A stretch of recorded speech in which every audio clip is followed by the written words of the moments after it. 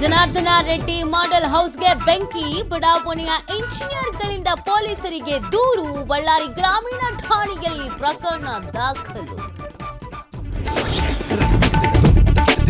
ಬೆಂಕಿಯಿಂದ ಧಗಧಗನೆ ಹೊತ್ತಿ ಉರಿದ 4 ಕೋಟಿ ಮೌಲ್ಯದ ಮನೆ, ಪೀಠೋಪಕರಣ, ಕಿಟಕಿಗಳು ಬೆಂಕಿಗಾಹುತಿ. ಕೆಲವೇ ಕ್ಷಣಗಳಲ್ಲಿ ಸ್ಥಳಕ್ಕೆ ಎಫ್ಎಸ್ಎಲ್ ತಂಡ ಭೇಟಿ. ಶಿಡ್ಲಘಟ್ಟ ನಗರಸಭೆ ಪೌರಾಯುಕ್ತೆಗೆ ನಿಂದನೆ ಪ್ರಕರಣ, ಇಂದು ರಾಜೀವ್ ಗೌಡ ಮಧ್ಯಂತರ ಜಾಮೀನು ಅರ್ಜಿಯ ಆದೇಶ. ಚಿಕ್ಕಬಳ್ಳಾಪುರ 2ನೇ ಹೆಚ್ಚುವರಿ ಸೆಷನ್ಸ್ ಕೋರ್ಟ್ನಿಂದ ತೀರ್ಪು.